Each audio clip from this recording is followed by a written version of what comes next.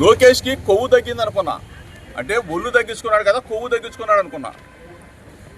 వాడికి మెదడు మొత్తం చిప్పే దొబ్బింది, చిప్పు మొత్తం దొబ్బింది వాడికి. బుద్ధి తక్కువ కదా వల్ల ఏంది ఏమి రాజకీయాలు చేయటం?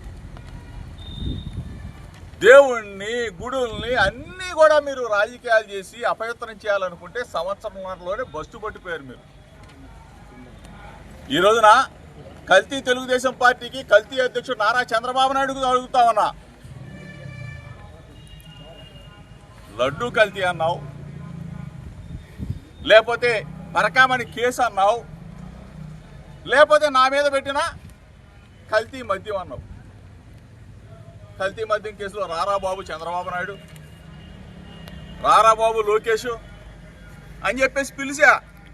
సిబిఐ ఎంక్వైరీ ఏమైనా కోరా, నార్కో ఎనాలిసిస్ టెస్ట్ చేయరా బాబు అని కోరా. ఒకటి కాదు, రెండు కాదు.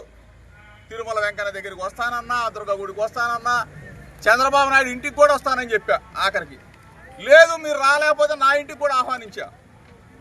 ఏది చేయకపోగా 83 రోజులు జైల్లో పెట్టారు.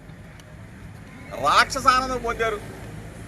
ఏం చేయగలవు ఇంతకన్నా? నన్ను చంద్రబాబు నాయుడిని అడుగుతా ఉన్నా, చంద్రబాబు నాయుడు కొడుకు లోకేష్ని అడుగుతా ఉన్నా. ఏం చేయగలరా బాబు మీరు? నా గొంతు నొక్కేయగలరా? వైఎస్ఆర్ కాంగ్రెస్ పార్టీ జెండాని నా నుంచి దూరం చేయగలరా? జగన్మోహన్ రెడ్డి గారిని మరలా ముఖ్యమంత్రి చేసే వరకు కూడా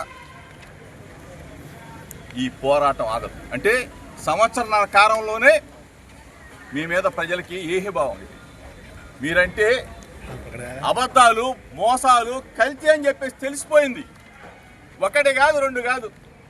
మీరు చేసే మోసాలు సంవత్సరాల కాలంలో దోచుకోవటం, దాచుకోవటం.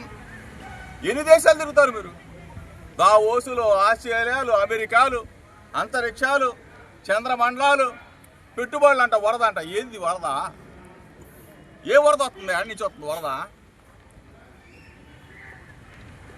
దావోసు పోయి డబ్బా మాటలు చెప్తూ దవాఖానాల్లో మందులు లేవురా బాబు చంద్రబాబు నాయుడు. పేషెంట్లు అల్లాడుతూ ఉన్నారు, చచ్చిపోతూ ఉన్నారు ఆరోగ్యశ్రీ లేక. దావోసు పోయి డబ్బాలు కొట్టడం కాదు, ఇక్కడ హాస్పిటల్లో పాపం ఆరోగ్యశ్రీ బిల్లులు కట్టండి.